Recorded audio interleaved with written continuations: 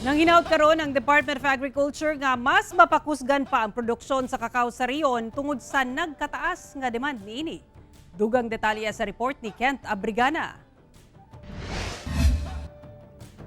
Naguna ang Davao Region sa dunay pinakadakong kontribusyon sa kakao sa Pilipinas. Sa datos sa PSA niadtong 2021, 80.6% ang kontribusyon sa Davao Region sa total kakao production sa nasod. Gani human sa nasanati ang pandemya sulod sa tulo ka tuig, duna matod pay pagdaas sa demand sa kakao. Dili lang sa Pilipinas, apan lakip na sab sa tibuok kalibutan. Sumala sa Davao Regional Cacao Council, aduna matod pay gamay nga shortage sa supply karon sa kakao human sa pandemya. We are experiencing a little bit of shortage for raw materials for us to produce, to trade, to make chocolates, to do some value adding.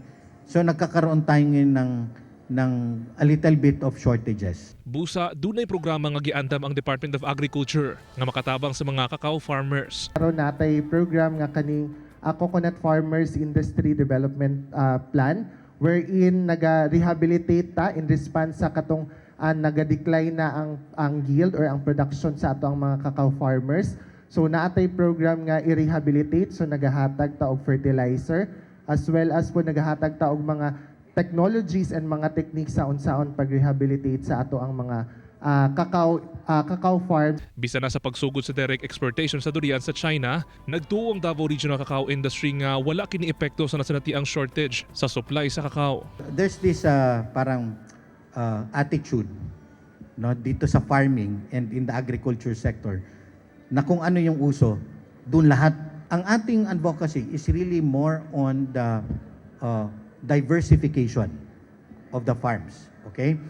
Hindi ko masabi na nakaapekto yung durian na trend. And I am really happy about this durian trend because durian is also a very, very good crop.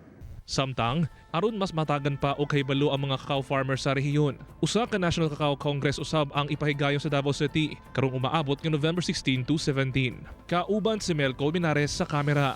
Ako si Kent Abrigana para sa One Mindanao